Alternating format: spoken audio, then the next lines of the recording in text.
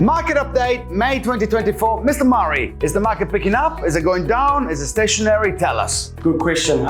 Interesting month. Had a good amount of stock coming on. I think we listed nearly 50 properties out of this office, which is really good going for April, May. Normally we tend to see the listing numbers drop down for the colder months. That's always been a traditional market. But I do feel after a hectic end of summer, start of autumn, where listings are coming on crazy, I do feel May is a reflection of a much more balanced market in terms of listings and written deals. I think it's finally, maybe the listings have balanced out a little bit, and now that supply demand level is sitting at a better state than 12 weeks ago. What do you say? I agree with that. Now the question is how much the Brightline testing that everybody knows is coming into place on the 1st of July is affected. Because if you listen to real estate agents, you would have heard an agent say, a lot of listing coming on the market. I was one of them. And by the way, I'm changing my tune a little bit now. I'll talk about that in a second.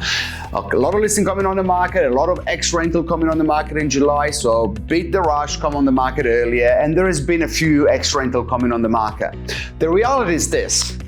If you have a property that no longer needs to be having to pay tax because you bought it 4 years ago, the reality is this, there's not much profit. If you sell a property that you bought 3-4 years ago and you sell it today, there might be zero profit, therefore you pay no taxes. And I think a lot of people have started realizing that. Yep. So there is an extra level of now people going like, oh yes, I was going to sell, but what's the point of selling in July? I might sell it in October, where there is less properties on the market. Yes. I think it's a good point. And although we're in the business of real estate sales, I think we're giving really good sound advice here, Diego. So good advice there. Are you saying that today is not always the best time to sell? Is not today? Because you don't sound like an agent. No, and we're not. We know we're not just agents. We're here to give good advice, which is the true story. And I think that what we might see if the influx of rental properties coming on in July that have been bought in the last 2 or 3 years, it might be more of a case of just want to relieving the pressure valve and maybe settling up a bit of debt, or you've got other ventures that have moved overseas or whatever. I certainly don't think it'll be, if you bought a rental property in the last 2 or 3, 4 years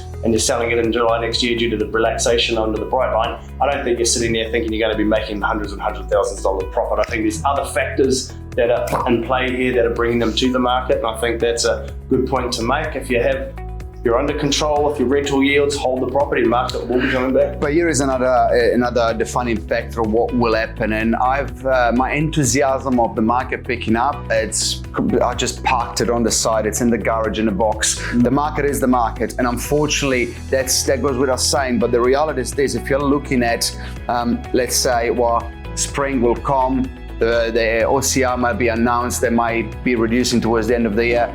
It might not. There is a lot of people saying that nothing will change for the next 8 to 12 months as well. So if you really keep waiting and waiting and waiting, here's my point, right? If you keep waiting for the market to get better, you're going to miss out on a lot of life just because you're waiting on something that might not or might not happen in the next 6 months. So just make the decision based on what's the best thing for your family, for your life, and if it's the right time to sell, you sell. And if not, just keep the house. Great advice.